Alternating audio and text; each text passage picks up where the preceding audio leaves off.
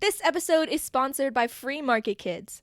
Join the league of families who are transforming family time into unforgettable Bitcoin learning experiences. With our HODL Up Bitcoin mining board game, you're not just playing. You're building bridges, creating memories, and unlocking the brilliance of the future one block at a time. This is called alternative education. What we've come to realize, and many homeschoolers have come to realize, that alternative education is locking a kid in a freaking classroom with 30 strangers for 8 hours a day. That's alternative. There's nothing natural there. The critical thinking, I think, is the most important thing, and being able to make their own decisions, look into things themselves, not take everything at face value. There's going to be more and more homeschool kids in the next 10 to 15 years. So for anybody that's contemplating this, it's very important to understand that you got to do a lot of deschooling and unprogramming of your own. Welcome, Bitcoin homeschoolers. Talia and I are always thinking about how we can give back. And we're not coders. We can't make wallets. We're not financial analysts. We're not going to write a book on the history of money. But we do have over 2 decades of homeschooling. We believe very strongly in the separation of education and state and the self-custody of education. And the whole purpose of this Bitcoin Homeschooler podcast is to serve as a vehicle for us to help give back. Part of that is hearing other points of view and other experiences. And today we are blessed to have Daniel and Clair Prince and talk about proof of work. These guys are world schooling. They have written a book called Choose Life about it, and we cannot wait to get into it. So, guys, welcome. Thanks for having us on. Great to be here.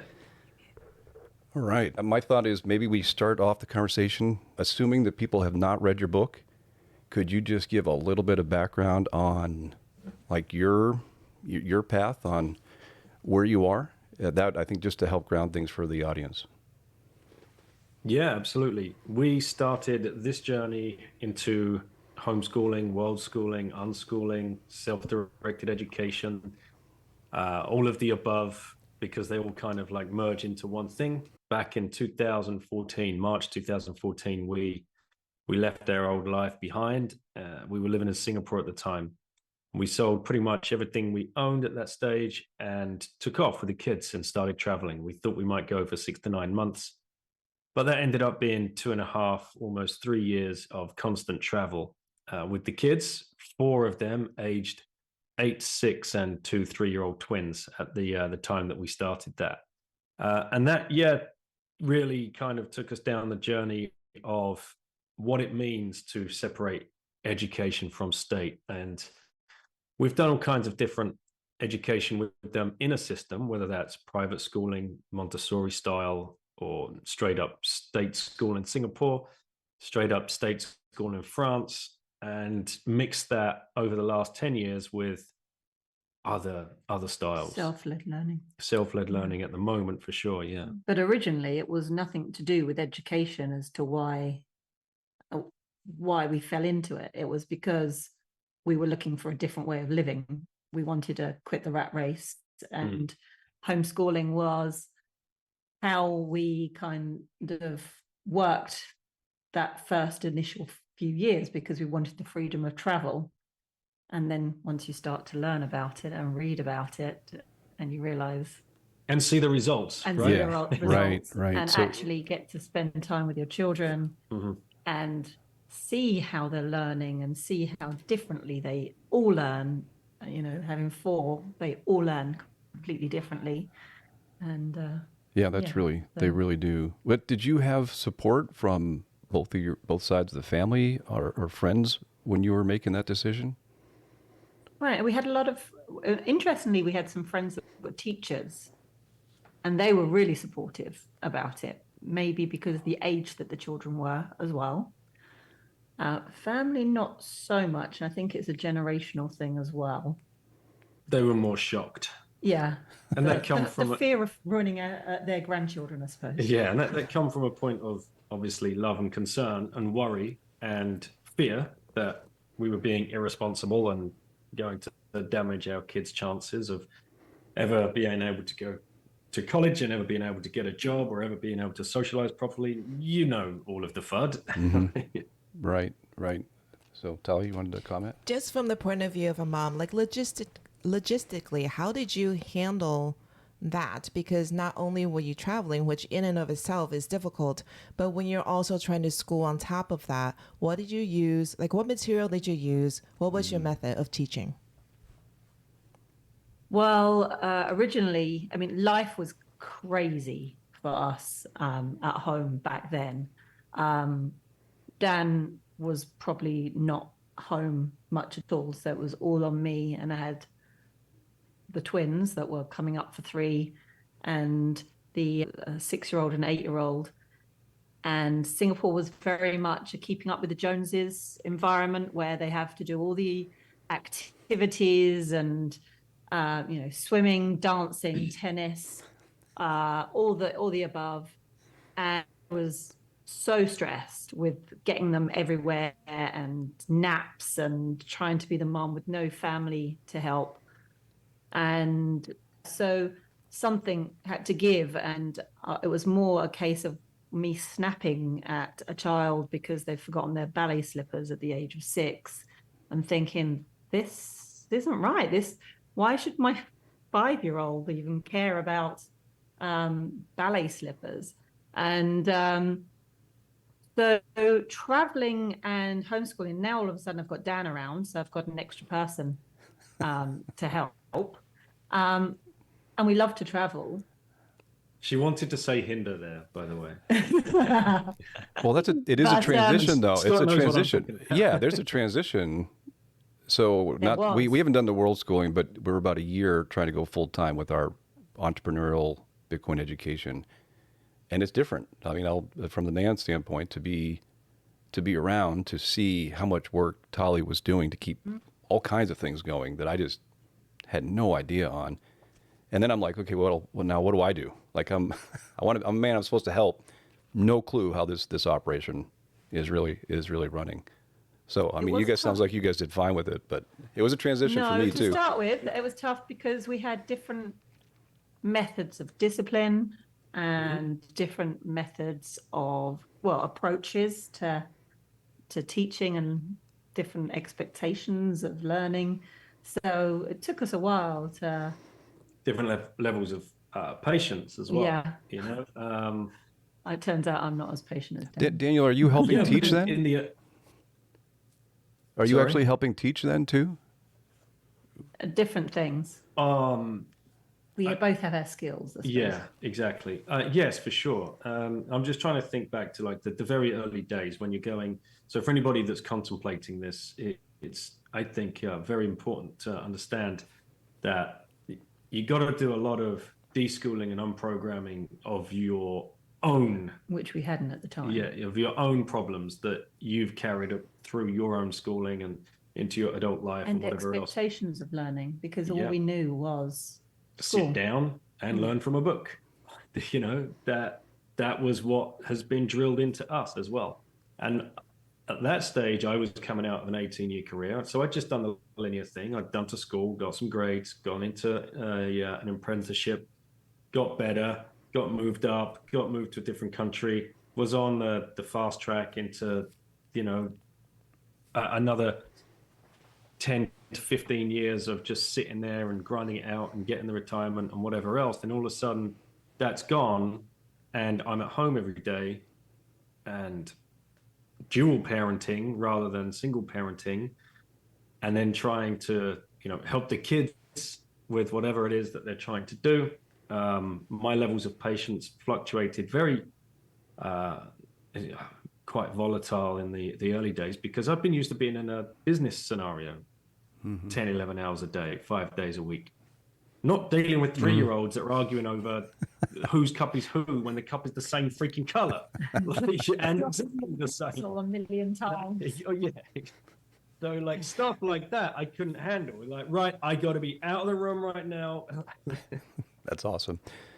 Yeah, I mean, for me, what I hear though, you made the leap, right? You said, we're in this together. We're committing to this. You had the courage to do that. And then later on, it's not till later on that you figure out how you do it, the capacity for it, and let alone to have the confidence. So yeah, we took books with us and we tried to pretend that we knew what we were doing. And, occasionally would sit down and say, right, open the books, kids. And then we realized that that was really hard.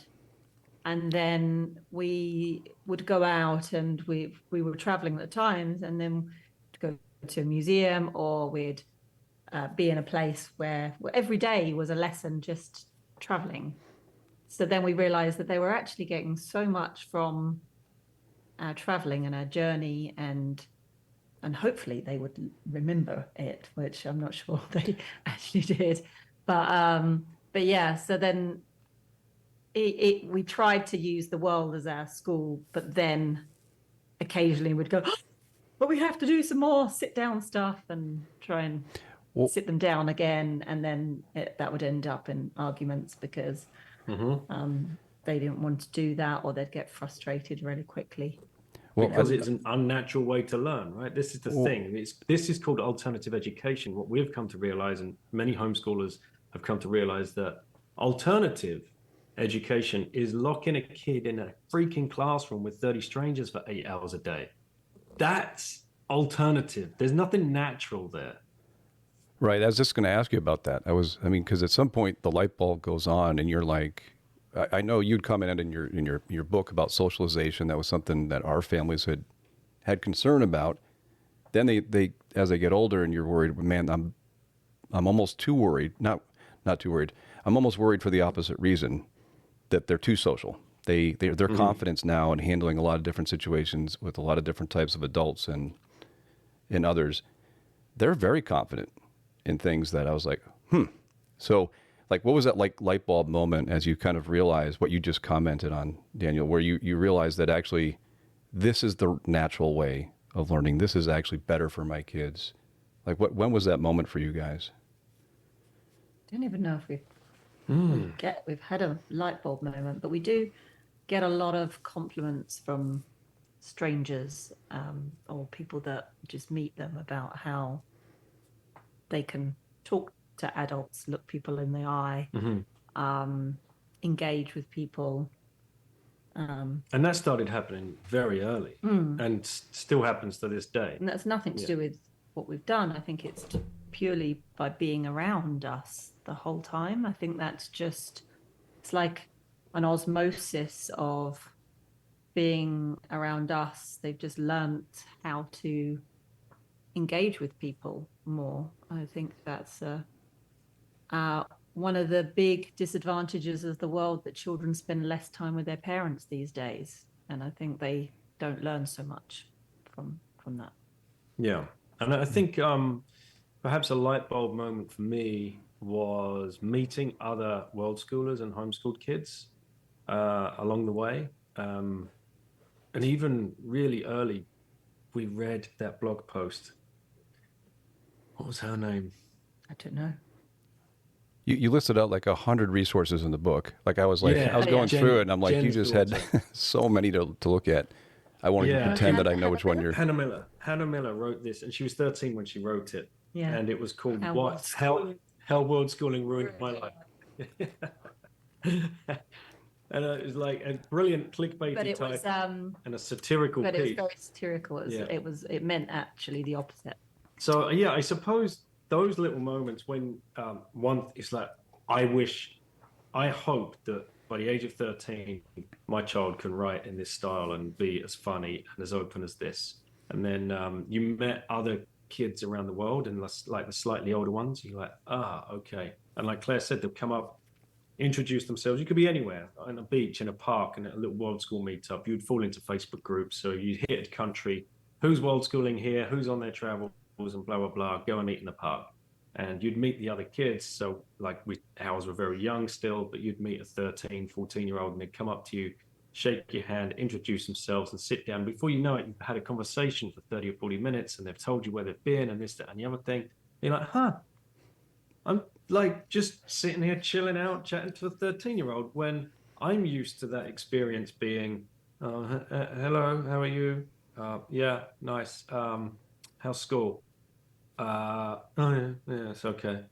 Like with a normal schooled person, and that could even be your niece or nephew who you're supposed to be close to, that just cannot have that, there's that barrier between you and them because they're so used to being the only adult that they ever get exposed to is the authority at the front of the classroom.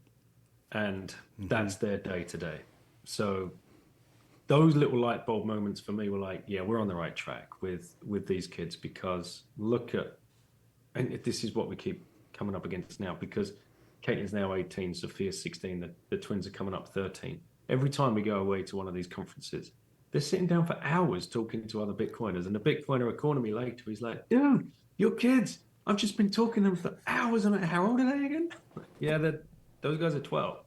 Like, this is crazy. Well, a compliment to you guys then for raising them that way. Tali, you're going to ask something there to that? Well, I just want to kind of second what you said. That's something that we have noticed in our homeschooling groups as well. We haven't come across really a whole lot of world travelers, but just the fact that the kids have daily conversations with adults, mom and dad, if just mom and dad, that makes such a huge difference, more than the passing, I'm going to school now, bye, I love you, that kind of passing moment. But discussions in the kitchen, just over dinner table, that kind of stuff. Because what you guys did is a huge, huge leap from somebody who is still stuck at a corporate job and the kids are going to school. So it might seem like it's like a completely different world, but even if you just take small steps toward having more conversations with your kids, you're already moving in that direction. Kids respond really quickly.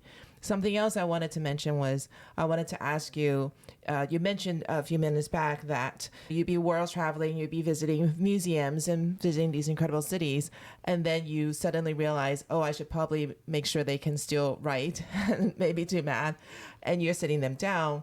I don't know about your experience, but for our kids, that was very painful, because what I forgot for myself was I needed transition time between running places.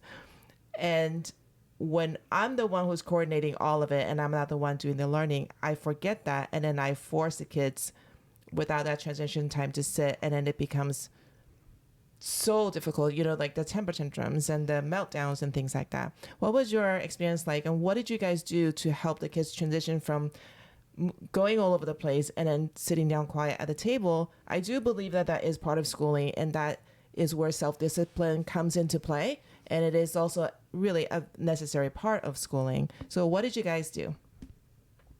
I can completely relate to what you're saying. It's when it's on your terms, like you've got to be somewhere, you're doing something, you're trying to rush them through, sit down and do this. We've got half an hour to get this done. That's when it all goes down, and that's totally a parenting issue, not the child's issue, but we put that onto them, I suppose.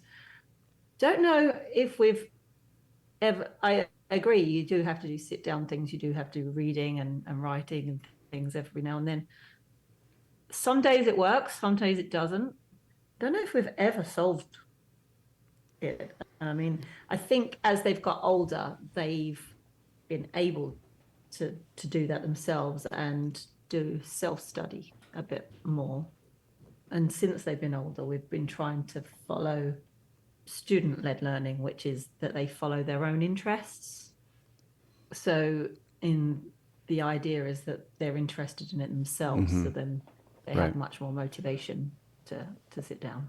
Yeah, so they'll join the clubs that they want to join on, like Kubrio, for example, that we use, or OutSchool.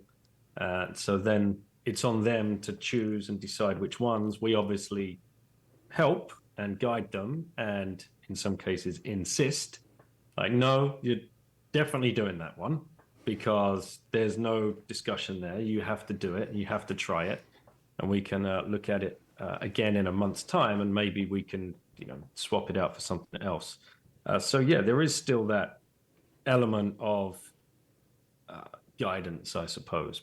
And then when they're actually on the clubs, on the Zoom calls with the other kids and the facilitator, that all goes fine. They'll sit down and do the work. They're on creative writing clubs and just sit there and tap away and then share their stories at the end of it, which I don't think we would get the same result if it was just you and I saying, definitely not. No, right, write us a story and then present it to us in the lounge in 45 minutes and go.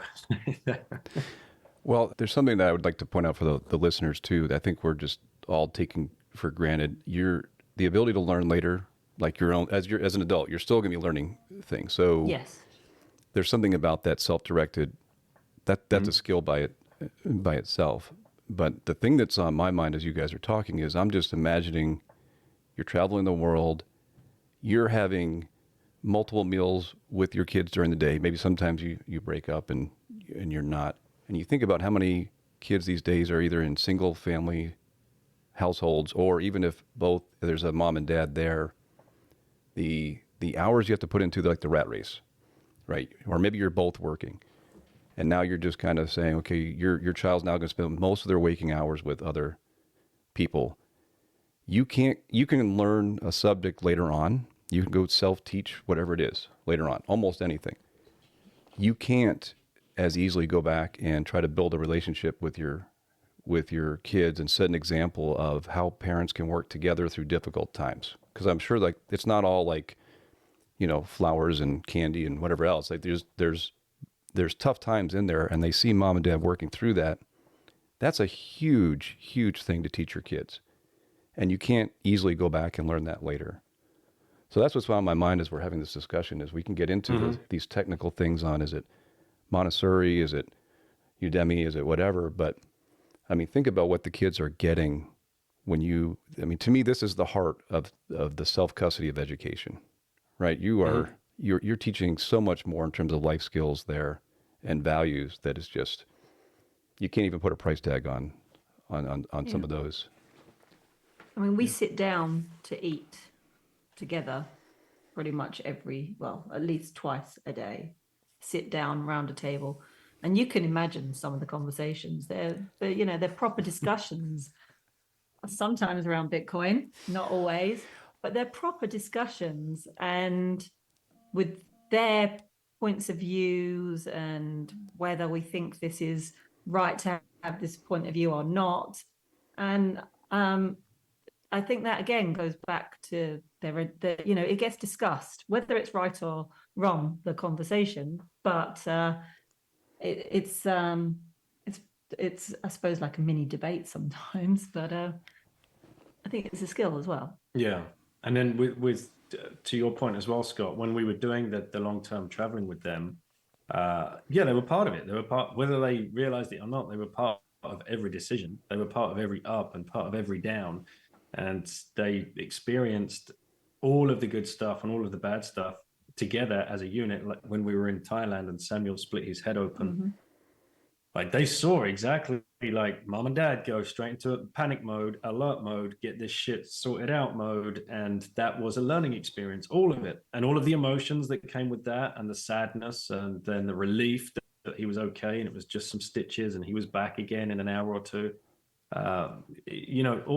Just those kind of situations, huge amounts of learning is going on there. Yeah, absolutely. I love it. That was my favorite part of homeschooling, was the fact that our kids know each other very well. They know each other's friends. They know each other's teachers.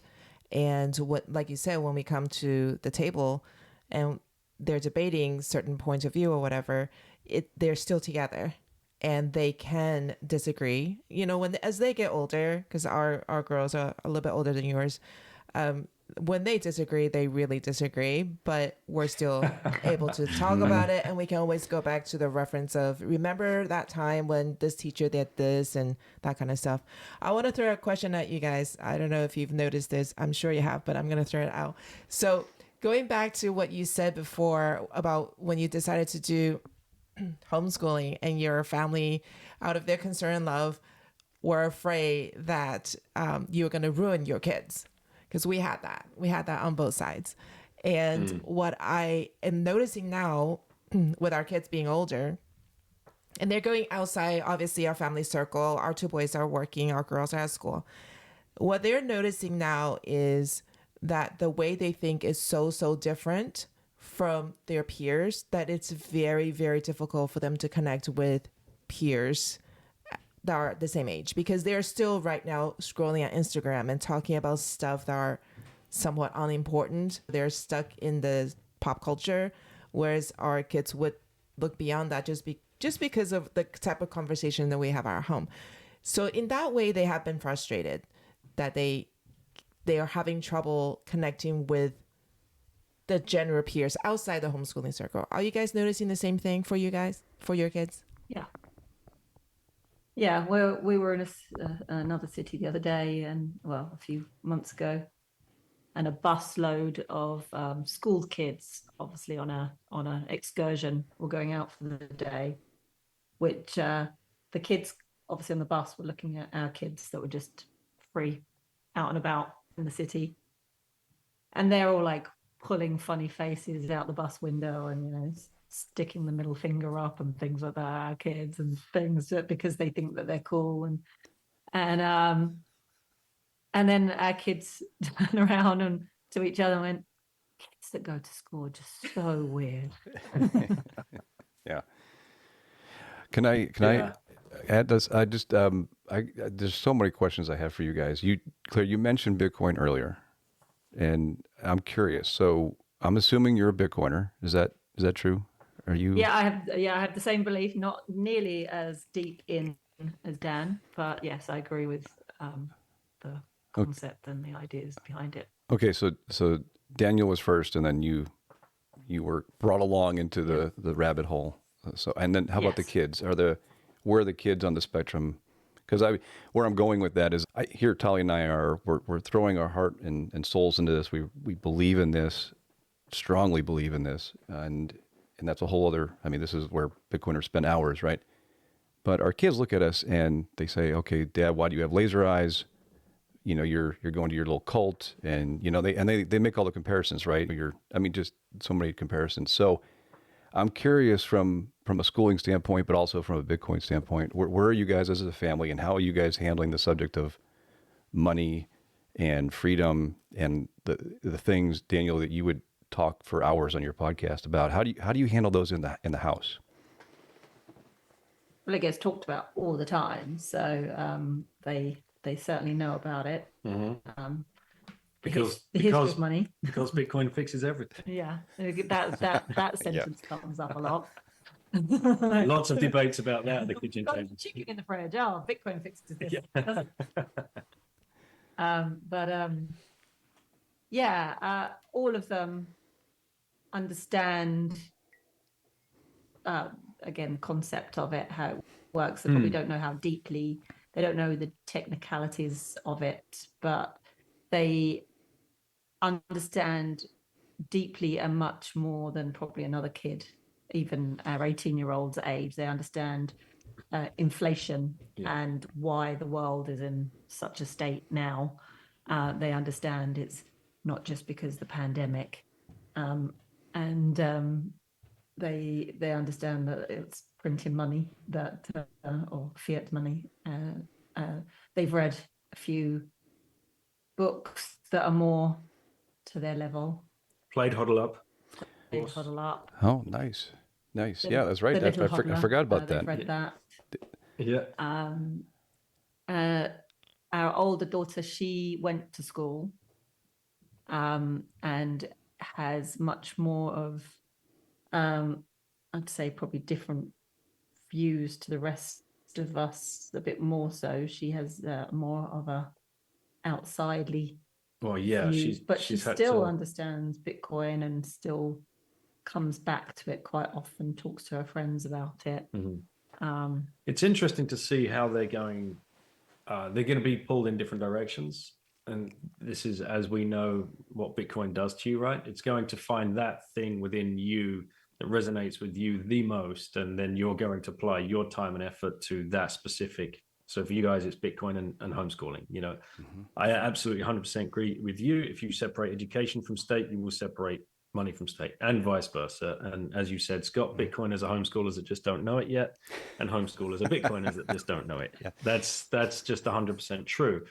But what's going to bring them in? What will it be, and what will it be for our kids? And having the kids with us at some of the conferences, getting them exposed to the talks, the panels, the booths, the work that's been going on, Caitlin, currently, she's 18. She's just had a chat with Alex Gladstein and CK from Human Rights Foundation. So she's Fantastic. looking into, can I do some kind of internship, because it's international relations that's pulling her into this thing. So, right, where can, who in my network do I need to put in the way of you on your journey? And Sophia, she met Rachel actually in Germany just 4 or 5 weeks ago at an event.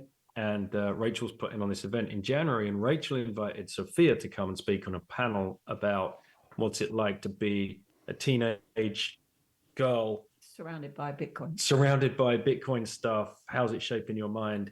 So goodness knows where she's going to get pulled into. What Claire's going to start resonating with, is it the human rights aspect? Is it getting it's more? always, for me, that's what interests me more, the humanitarian side of it all. But then someone like my son, he just loves the gaming. He's like, what? You can win sats playing Pac-Man and stuff? Okay, let's get into that. Lauren does the show with me, so she's interviewed goodness knows how many people. And she just likes talking to people. Yeah, she loves the conversation of it, and just like sits there and gets truth bombed every episode. She's like, huh. So one day, I guarantee you, one day she'll be 15 or 16 and she'll just start coming out with all of this stuff. But where's it going to take her? It's going to be amazing to watch. Well, I mean, good for you guys. I mean, this is something that's on our mind too. Claire, just so you know, so Talia and I earlier this year went to a couple homeschooling conferences and tried to pitch Bitcoin to homeschoolers, and it was an uphill, to say it nicely, an uphill time. Like it was a very frustrating experience. So I think we'll get there eventually. And the reason I asked that question is we're trying to not only, I mean, we want our own family, we want our own kids to understand this and say, look, we have this insight. We want to share this with you. You have the benefit of, you have the whole life in front of you. We're learning this much later. And even within our own family, we're finding that it's not that simple. And it's certainly not one conversation. It's not one game, one book, one podcast. It's this consistent thing. And the number of times I mentioned low time preference or fiat money or something else, like the kids just roll their eyes and they're like, okay, Dad, we don't need another lecture. But I'm thinking like, these are like understanding money, the time preference thing. I mean, you guys talked about, was it meditation, I think, lowering your stress. You actually talked about that. Those concepts of taking care of your body for the long term and doing those things, they're all tied together. All these concepts, like they build on each other. And it's like, well, guys, this can really, really impact you for the better, your success, your happiness. And sometimes they're not ready to hear it. At least that's my take on it, is like, why can't I get you guys to see all the things that I'm seeing? And I'm trying to be more understanding of what's their point of view and how do we reach them. I mean, Tali's teaching me that I don't communicate well with women, evidently, because we speak like men on podcasts. I'm like, okay. So we had so she's exploring that and she's growing that. But that's the reason I ask, is because you're teaching your kids your values, you're teaching them the things from a normal traditional school, like a traditional curriculum. But then there's this whole suite of new things that we're into with Bitcoin, with what is money, Austrian economics, lower time preference. I mean, if you want to get into the humanitarian rights and things like that, I mean, there's so much to get into there. Then the diet, and what we're being told with the diet. Well, I want our kids to, how do you teach your kids what's right to eat and not eat? You want to talk about influences? Like we teach our kids this, and then our sons will go out and they'll come back with McDonald's bags and pizza bags or boxes or whatever. And we're like, wait a minute, like, didn't we, like, what are you doing?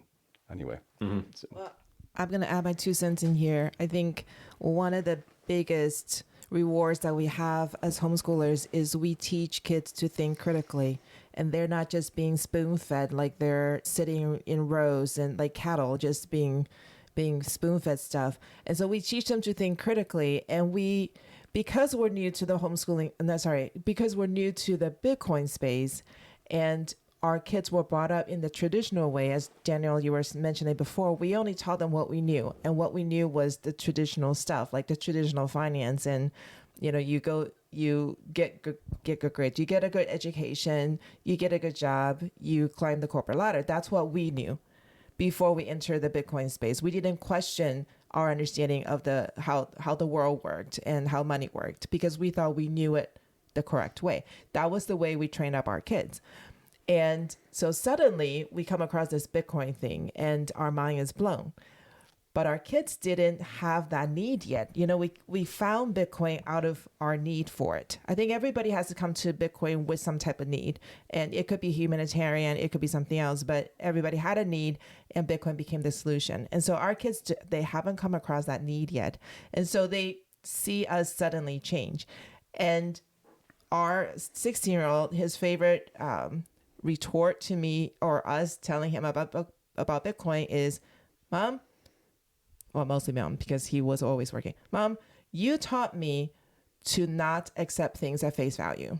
You taught me to question. And I'm like, you're not supposed to question me. You're supposed to question other people. But, Exactly. but you know, I feel like we have to give them room because they're really young adults and we've brought them up to be critical thinkers, and eventually their paths will lead there. But if we're shoving it in their face all the time, it's just like any other family and members or friends that we want to say, hey, can I please tell you about this incredible thing called Bitcoin? They'll be like, you're crazy and weird. You know, our kids are looking at us the same way. I totally agree. The critical thinking, I think, is the most important thing, and being able to make their own decisions, look into things themselves, not take everything at face value. But yeah, we totally get the eye rolls all the time. I'm like, oh, Dad's talking Bitcoin again. But it's interesting when you sometimes hear your children talking to kids their own age that have nothing to do with Bitcoin, and then trying to explain it to them and like why it's important and all these things. They're like, they did listen. They do get it. And I suppose, like you say, they have to make their own decisions. And, you know, I don't know how many times in my life my opinions and things have changed, and I've completely pivoted on some things that I thought I was really set on before. But suppose that's one of our biggest goals, is to make sure they're always learning, always, that, you know, you don't stop learning at 18 or in your early 20s when you finish university. Because we're still learning now. Yep. But we could really, when our kids were at school, we could really see the love of learning disappearing. Like they just were so bored by school. Yeah. And inspired. I would say as well, it's a classic cliche, actions speak louder than words.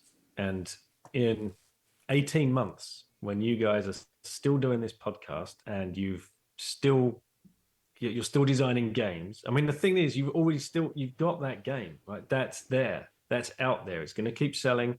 People are going to carry on asking, you know, how to play it and whatever else. You're going to keep going to conferences.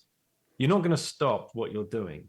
So in 18 months, with the critical mind, these kids that you've brought up, that we've brought up, and hopefully other people around the world that are suffering these same problems, 18 months goes by, you haven't changed, your conviction is even stronger, your message is clearer, you've sharpened your tools with delivering the messages. Scott can speak to women, and, you know, it's going to be amazing. I don't know. So have you talked to your kids? Thanks, Daniel. Have you talked to your kids about university? Are they considering not going?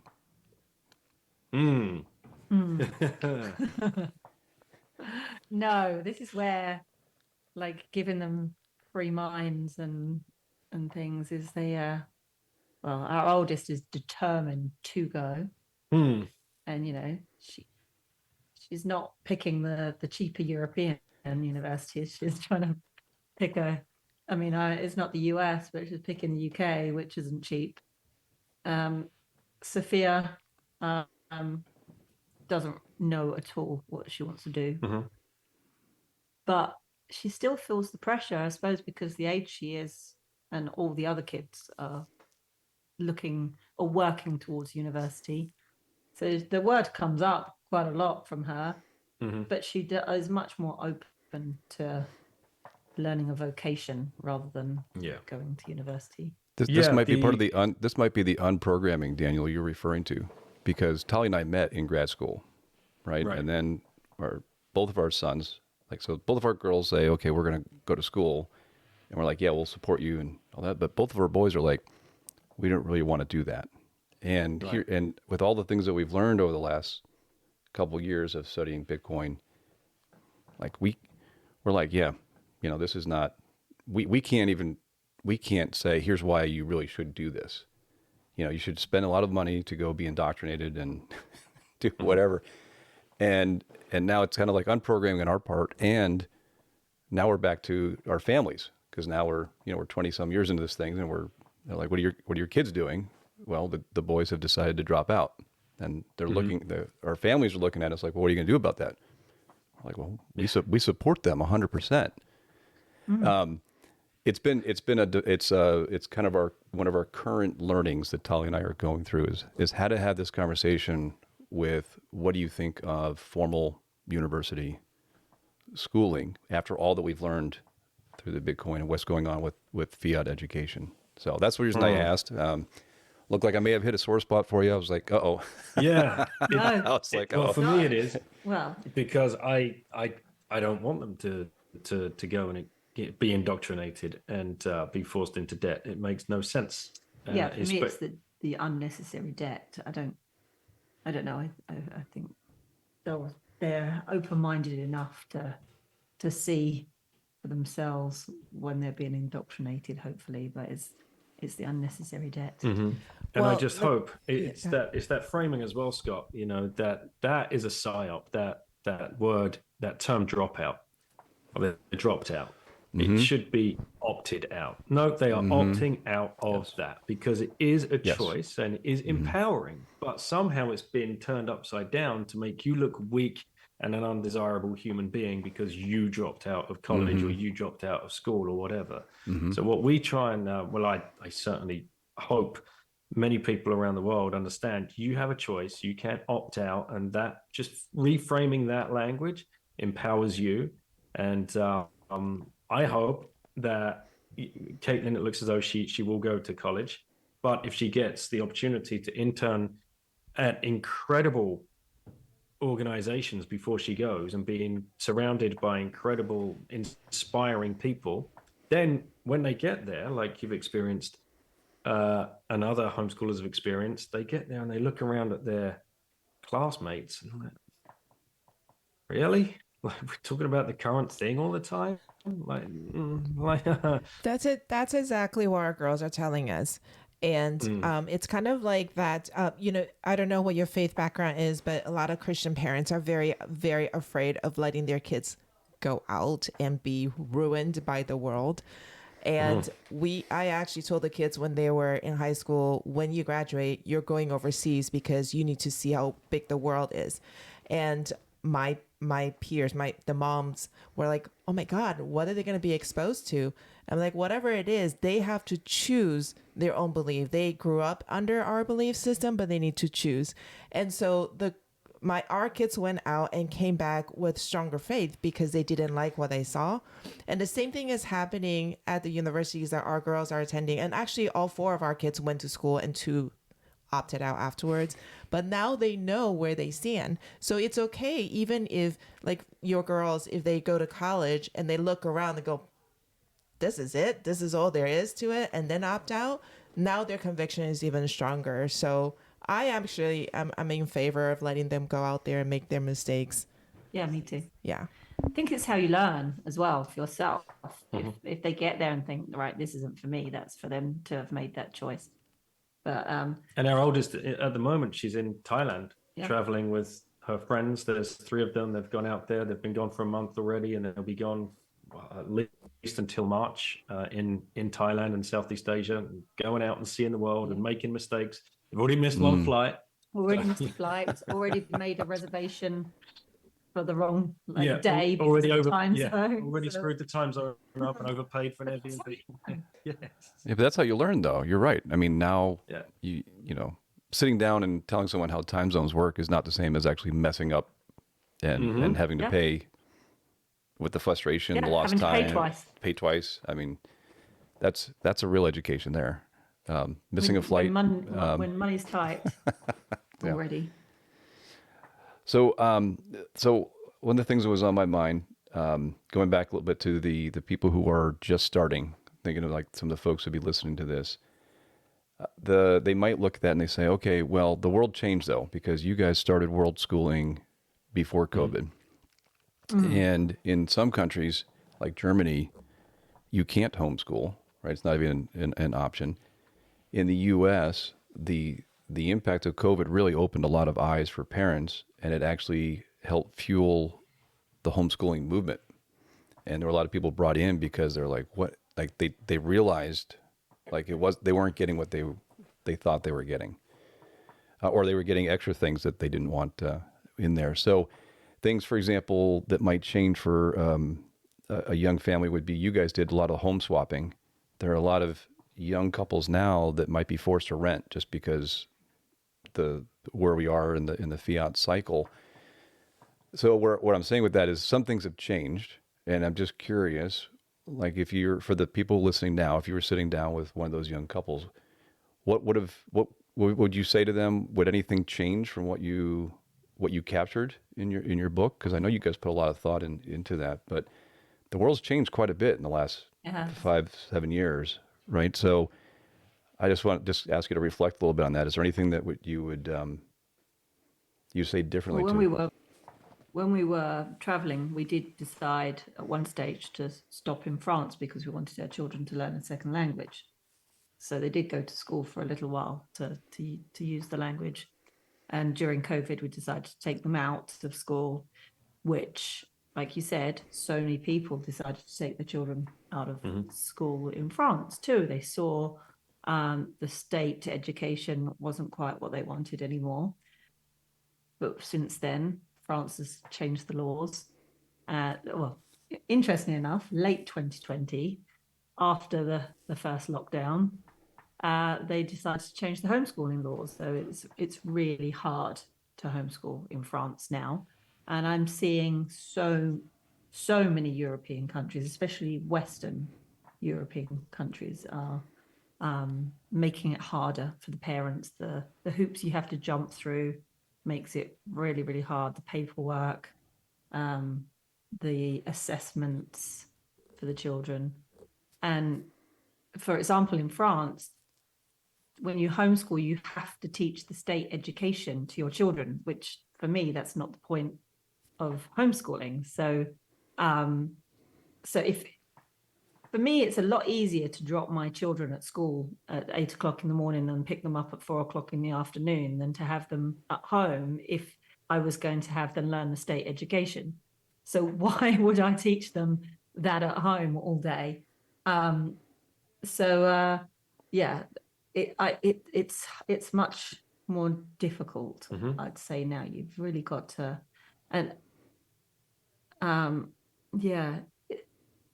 As a parent, I'd say that to another homeschooling parent is that I constantly have doubts in what I'm doing all the time and reassess things. But I think I would do that if they were at school. You know, if they're at school, I'd always be thinking, am I doing the right thing? Are they in the right school? Is everything working? But we're always doing that with the kids. Is this working? And, you know, I suppose it's about being adaptable to everything, and the children, because they're also different.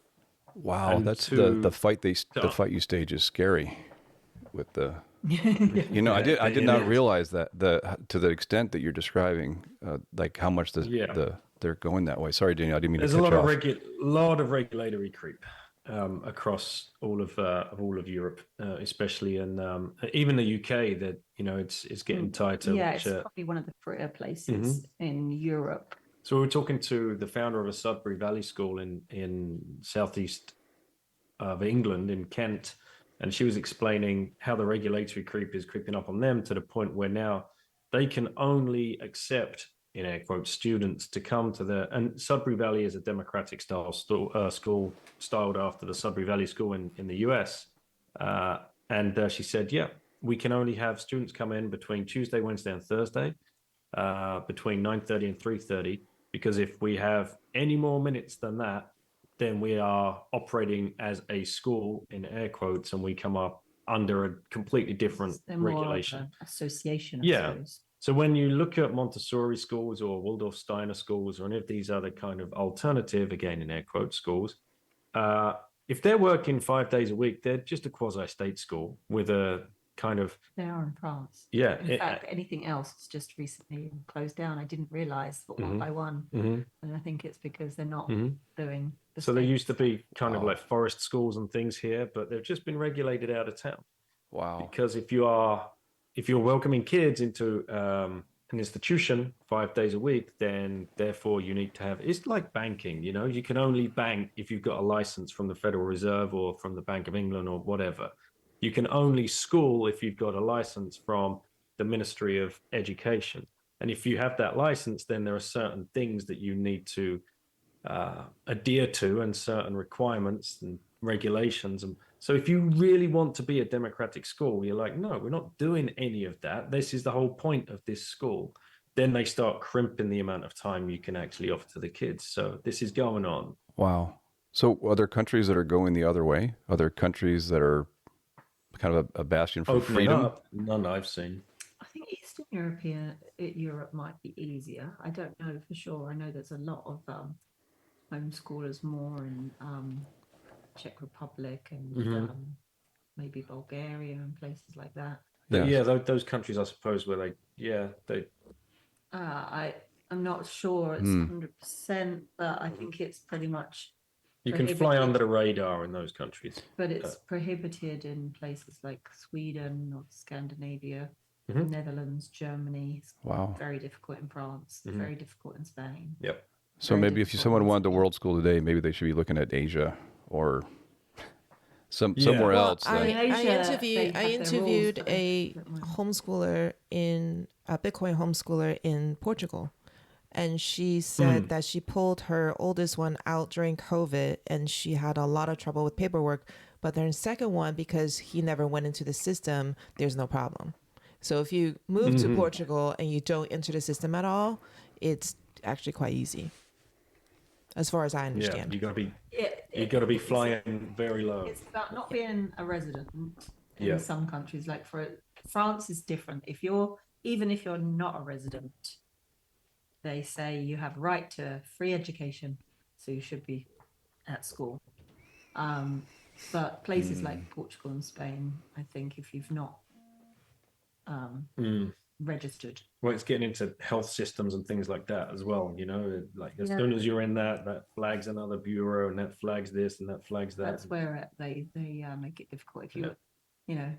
If Europe's quite socialist, so if you wanted any child benefits or anything like that, you don't get it if you don't send your children to school. Things like that. But to go back to your original question, Scott, about if people are thinking about doing world schooling, what's changed and whatever, I would say, by and large, it's still the same. In fact, I would say it could even be easier in finding accommodation now because things such as couch surfing and Airbnb has ballooned in the 10 years since we've been doing it. We use home exchange.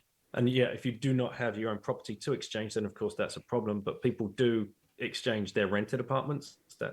If they have permission from them. Yeah, it's up to them to, And I suppose it's no different to family coming. House sitting is a big thing. Yep. Looking after people's pets and pet sitting, house sitting, working on farms, and there's ways you can do it. Woofing, that's called, or there's HelpX as well.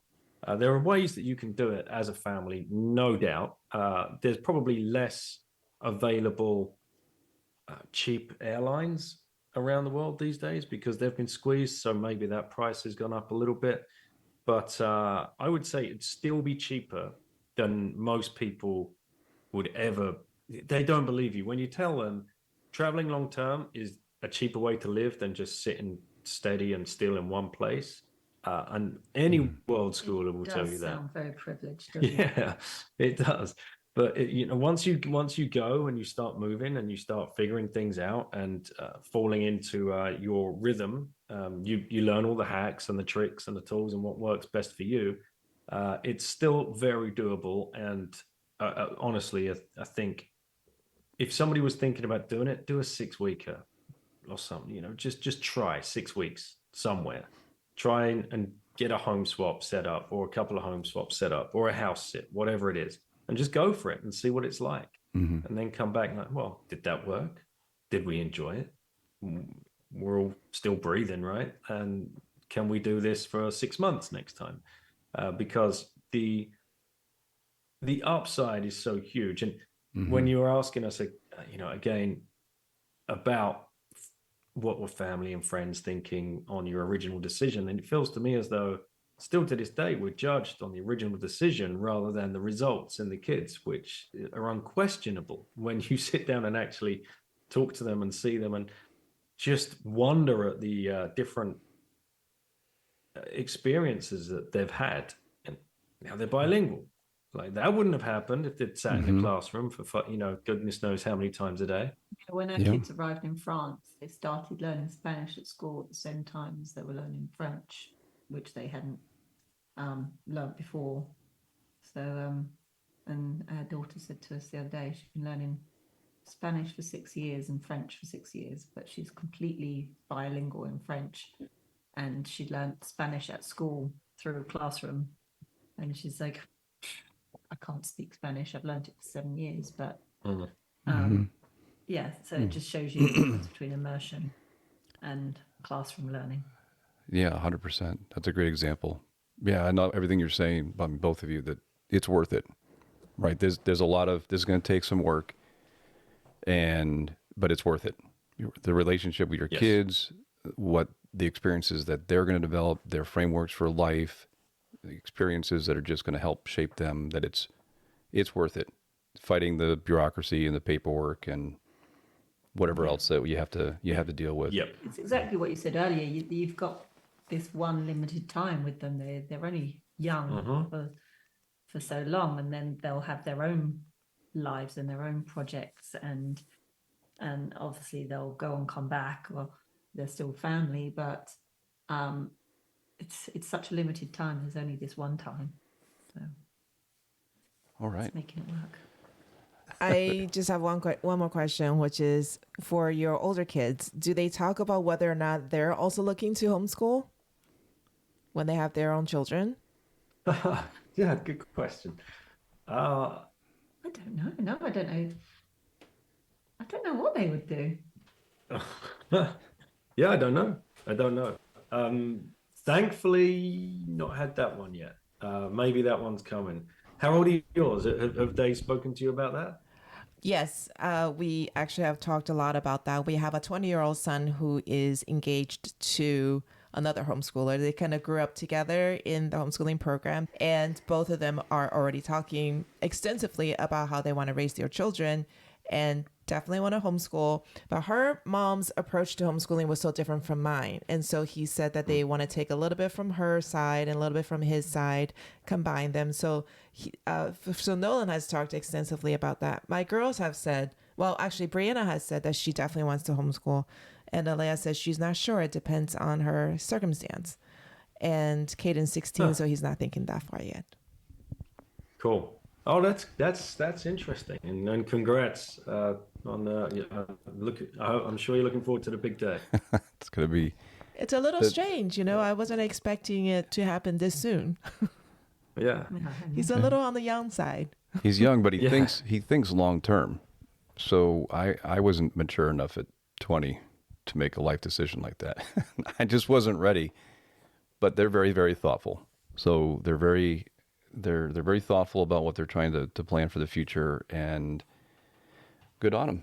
They're, just because it was a different timing than me, I'll just have to learn, and I can't force other people into my path. So, but it's, I think as a parent, you're like learning more than the kids are from the experience. And, and I feel like that for me, it's been a personal journey, and this is just the next step. So.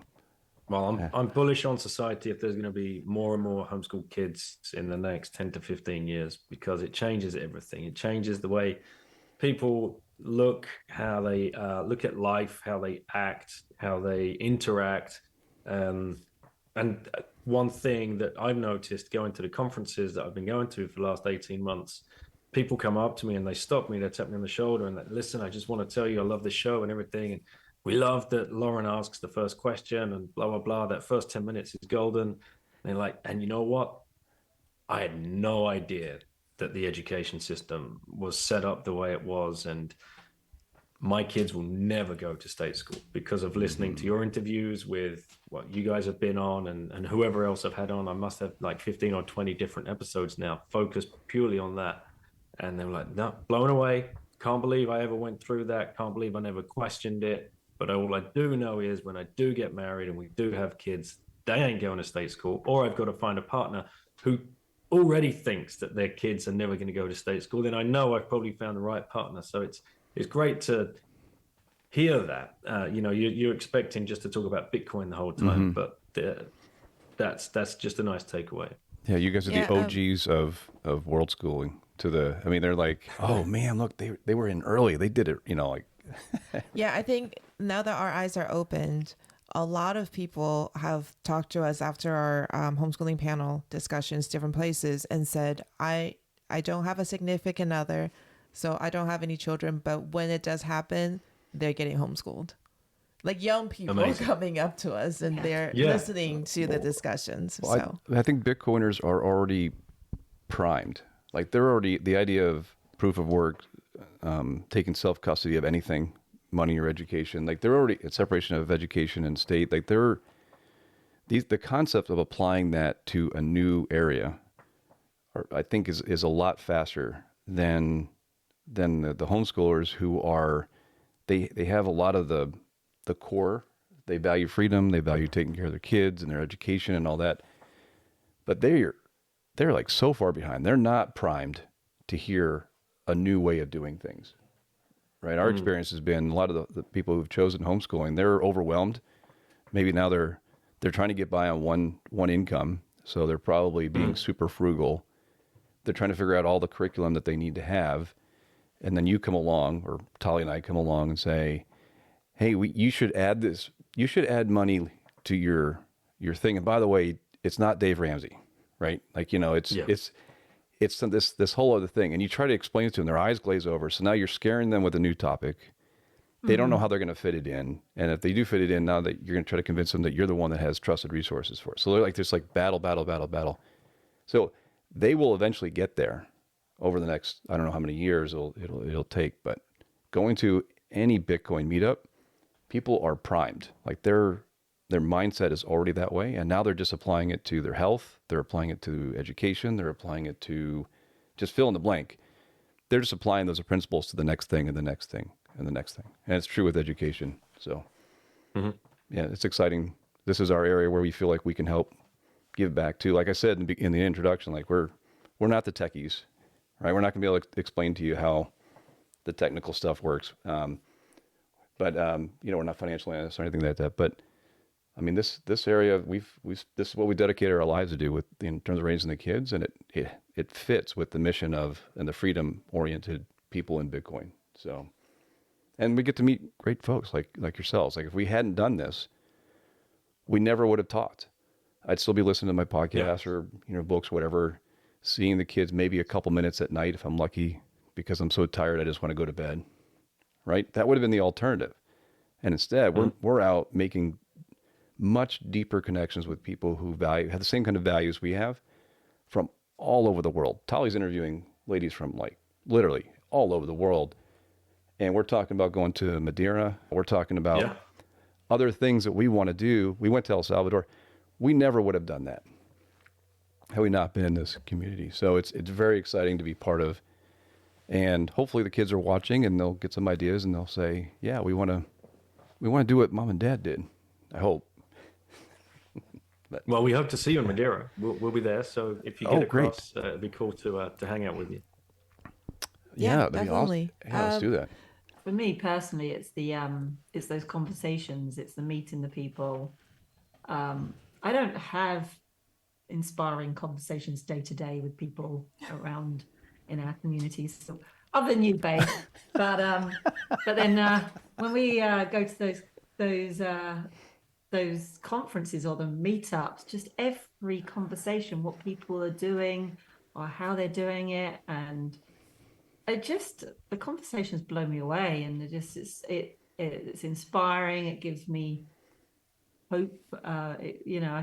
I can just feel inside me just a positiveness from those conversations, which don't get quite so much these days. Right. Yeah. So here we've gone through this awesome experience we have. It's the proof of work, the way your kids have seen the world and what they experience, and they're bilingual, and they have a whole different perspective. And you have these relationship and experiences together, and that is just awesome. So just a shout out to you guys. As we wrap up, what would be maybe one or two of your favorite resources that you might point people to? I mean, obviously, we're going to put in the show notes a link to Once Bitten and to your book, Choose Life.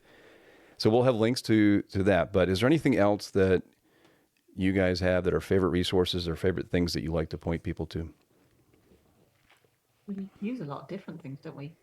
Use Khan Academy quite a bit. Yeah. Kubrio, Kubrio. Online Yep. learning platform. Online self-directed education platform, probably I think the sweet spot for kids aged between 8 to 14 at the moment.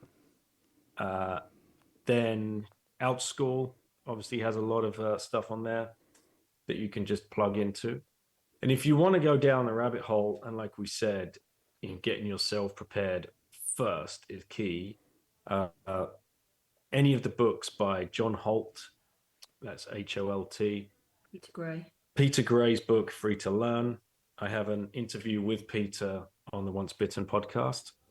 I also have an interview with Pat Ferenga, who carried on John Holt's work as well on the Once Bitten podcast. So if you just go to Once Bitten and search Peter Gray, you'll find it, or Pat Ferenga, you'll find it. Naomi Fisher. Naomi Fisher, she's written two books now that are very worth digging into because she comes at this from a clinical child psychologist point of view that was in the system before she had to get out of the system, because she saw, like, her big light bulb moment was, maybe there's nothing wrong with the kids. Maybe it's the system. And then, of course, she was cancelled for saying such things. And John Taylor Gatto, all of his books, incredible. Gabor Mate, Hold On to Your Kids, another book. Yeah. And for the Austrian economic-minded people out there, go and read Rothbard's book, Education, Free and Compulsory. So if you're coming at this from a Bitcoin slant or an Austrian economics slant, go read Rothbard. It's amazing. Okay. Oh, wow, I love it. I can't wait to put all the links to those. And then Tali and I are always looking for... Sorry for the extra work. No, I mean, it's great because now there are things that we haven't yet read or explored. And that's a fantastic start. So we'll absolutely check all those out. But any other final thoughts, Claire, Tali? You guys, you want to get out? No. Guys, we really appreciate your time. We're looking forward to hopefully meeting up, maybe in Madeira. And best of luck with these the next stages that you guys go through as well. Thank you. Thank you for having us. Very much.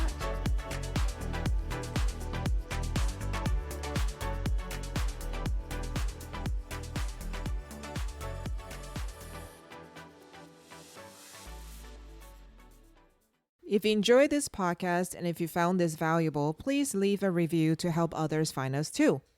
For those who prefer zapping sats, we love those too. We're on Fountain, we're on Nostr, and we're on Orange Pill app. Also, I host a women's only Bitcoin podcast called Orange Hatter. And the mission of that podcast is to reach pre-coiner women. So if you know of someone in your life that you would like to introduce Bitcoin to, check it out. So Tali and I also don't have sponsors for this show. We are trying to build and run Free Market Kids. You can check out our products at freemarketkids.com. This includes the Bitcoin mining game Hodl Up, which is a great introduction to Bitcoin. The school edition of Hodl Up is always available.